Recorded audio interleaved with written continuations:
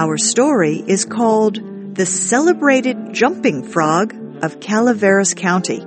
It was written by Mark Twen. Here is Shep O'Neill with the story.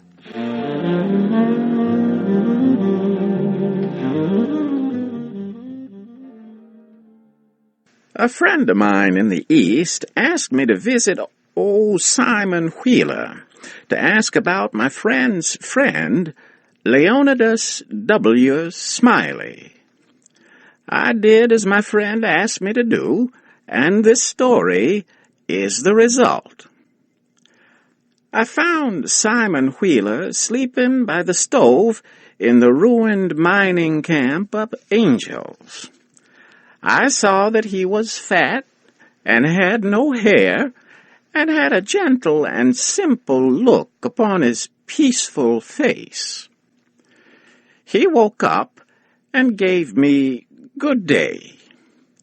I told him a friend had asked me to find out about a friend named Leonidas W. Smiley, who he heard was at one time living in Angel's Camp.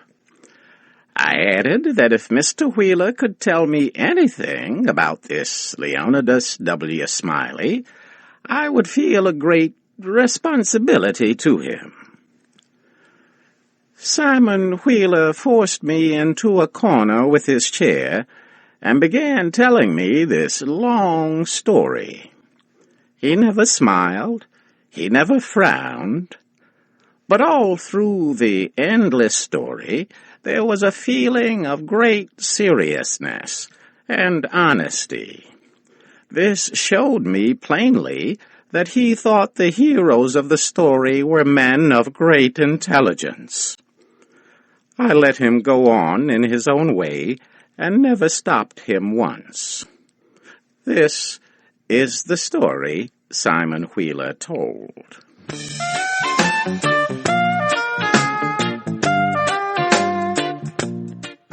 Leonidas W.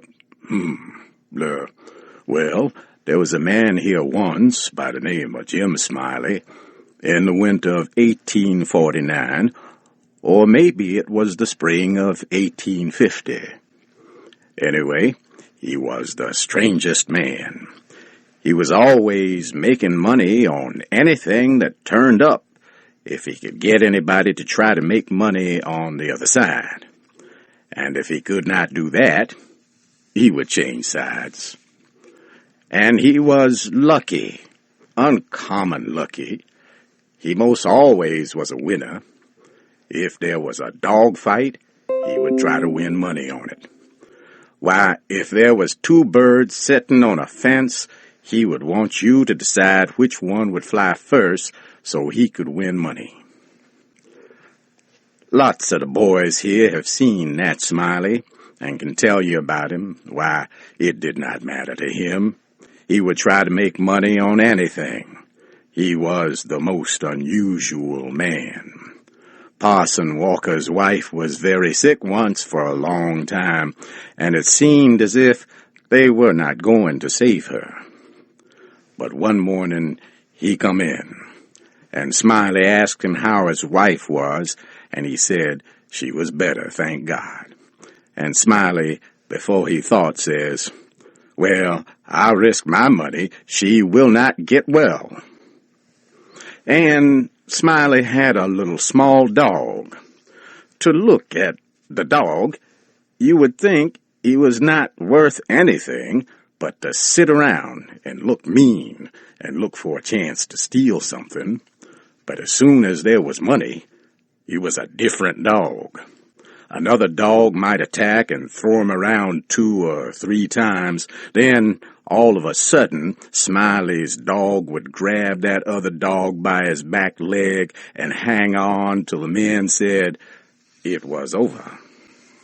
Smiley always come out the winner on that dog, at least until he found a dog once that did not have any back legs. The dog's legs had been cut off in a machine.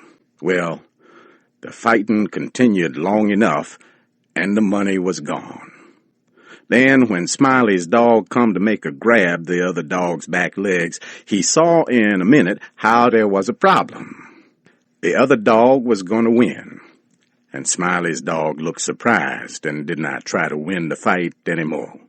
He gave Smiley a look that said he was sorry for fighting a dog that did not have any back legs for him to hold, which he needed to win the fight. Then Smiley's dog walked away, laid down, and died. He was a good dog, and would have made a name for himself if he had lived, for he had intelligence. It always makes me feel sorry when I think of that last fight of his and the way it turned out.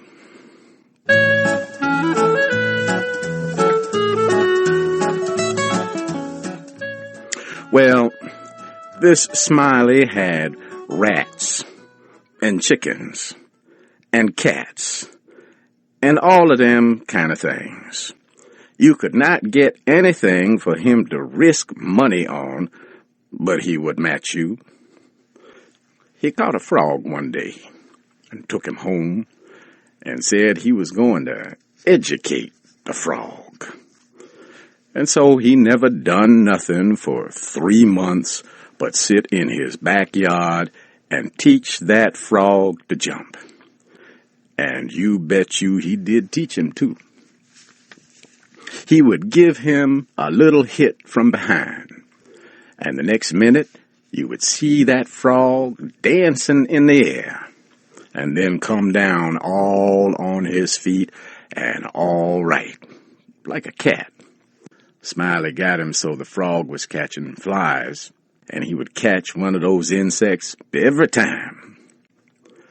Smiley said all the frog wanted was education, and he could do almost anything, and I believe him.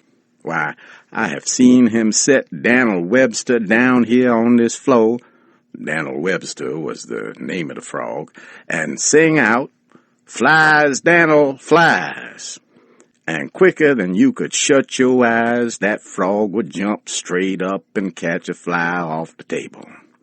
Then he would fall down on the floor again, like a ball of dirt, and start rubbing the side of his head with his back foot, as if he had no idea he had been doing any more than any frog might do. You never seen a frog so honest and simple as he was, for all he was so skilled. And when it come to jumping, he could get over more ground in one jump than any animal of his kind that you ever saw. Smiley was very proud of his frog, and people who had traveled and been everywhere all said he was better than any frog they had ever seen. Well, one day a stranger came in and says to Smiley, "What might be that you have got in the box?" And Smiley says, "It's only just a frog." And the man took it and looked at it careful and turned it round this way and that and says, "So it is."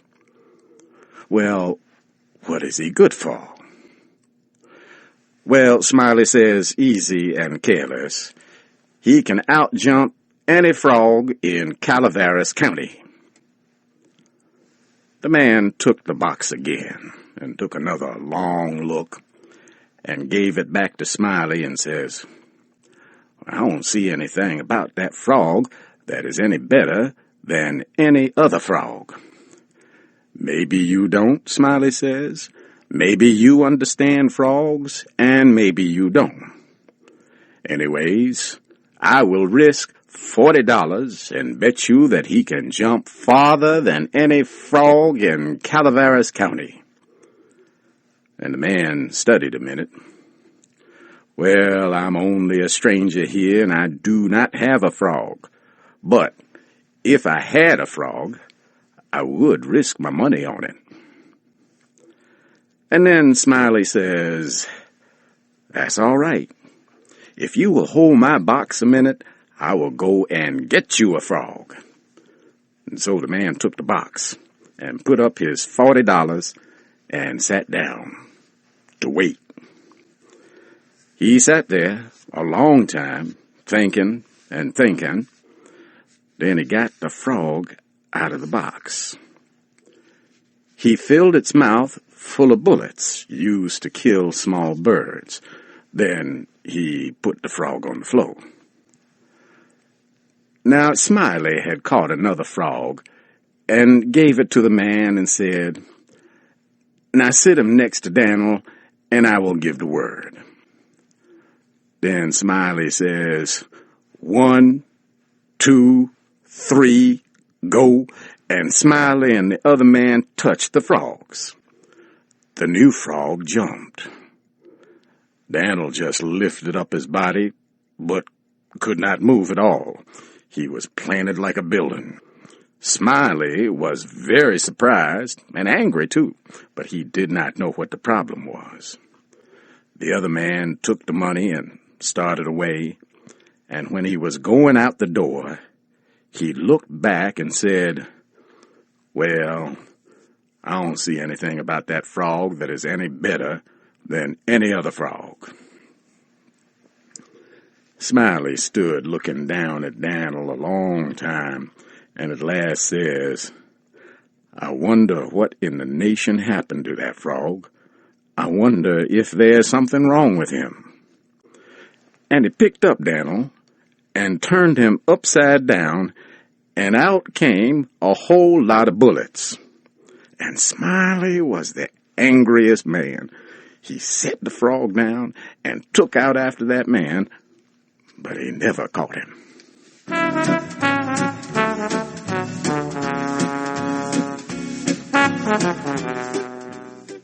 Now Simon Wheeler heard his name called and got up to see what was wanted. He told me to wait, but I did not think that more stories about Jim Smiley would give me any more information about Leonidas W. Smiley, and so I started to walk away. At the door, I met Mr. Wheeler returning, and he started talking again. "Well, this here Smiley had a yellow cow with one eye and no tail." However, lacking both time and interest, I did not wait to hear about the cow. I just left.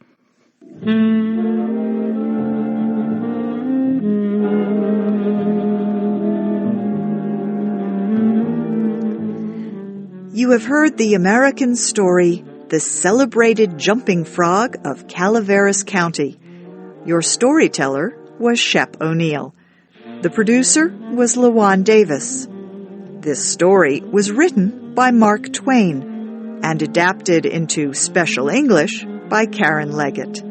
Listen again next week at this time for another American story in VOA Special English. I'm Faith Lapidus.